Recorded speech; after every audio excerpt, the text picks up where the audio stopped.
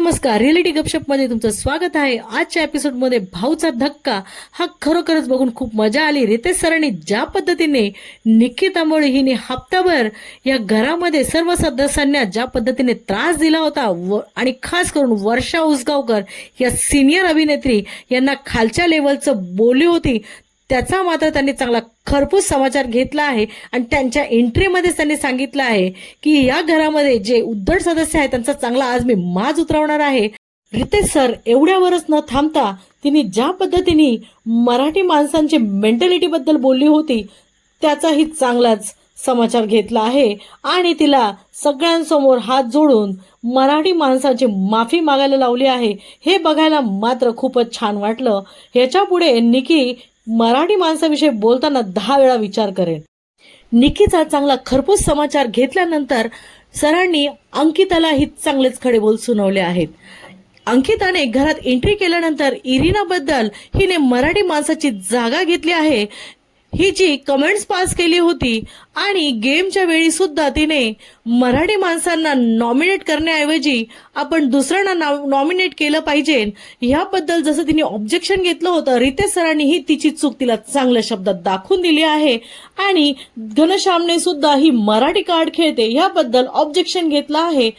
हे सगळं अंकिताच्या सरांनी चांगल्या पद्धतीने लक्षात आणून दिलं आणि इरिनाही आपल्या देशातली नसून सुद्धा आपल्या महाराष्ट्राची संस्कृती कशा पद्धतीने जपत आहे आणि ती सगळ्या गोष्टी एकादशी पुरणपोळी ह्या सगळ्या आपल्या सांस्कृतिक गोष्टी करत आहे। अंकिताला हे सगळे बोलल्यानंतर मात्र तिला तिच्या इरिनाबद्दल केलेल्या कमेंट्स बद्दल अतिशय वाईट वाटतं आणि ती इरिनाला माफीही मागते।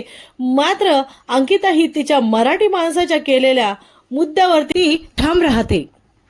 रितेश सरांनी वर्षाताईंबरोबर झालेल्या अपमानाबद्दल तुम्हाला काय वाटतं हे अभिजितला विचारले असताना अभिजितने मात्र शर्मेने मान खाली घालून त्याला चांगलंच भरून आलं। मात्र जेव्हा रितेश सरांनी सांगितलं की तुम्ही सुद्धा फक्त बघायची भूमिका घेतली होती आणि निकीच्या ग्रुपकडनं अपेक्षा करता हे अत्यंत चुकीचं आहे आणि मराठी अस्मिता जिथे ढासळत आहे तिथे मी खंबीरपणे उभा आहे हे जेव्हा रितेश सरांनी बोलले तेव्हा मात्र त्यांनी महाराष्ट्राचं मन जिंकून घेतलं आहे।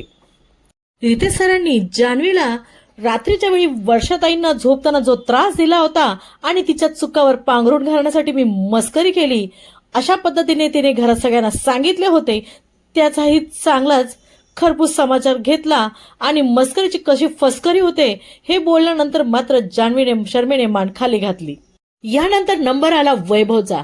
वैभवला रितेश सरांनी सांगितले की तू कुठेही दिसत नाहीये, तुझा गेम हा काहीही कळत नाहीये, तू फक्त ह्या गेम मध्ये अरबाजची कार्बन कॉफी म्हणून घरामध्ये वावरत आहे आणि अख्ख्या महाराष्ट्रालाही हा प्रश्न पडला आहे की नक्की वैभव आहे की अरबाज पार्ट 2 आहे।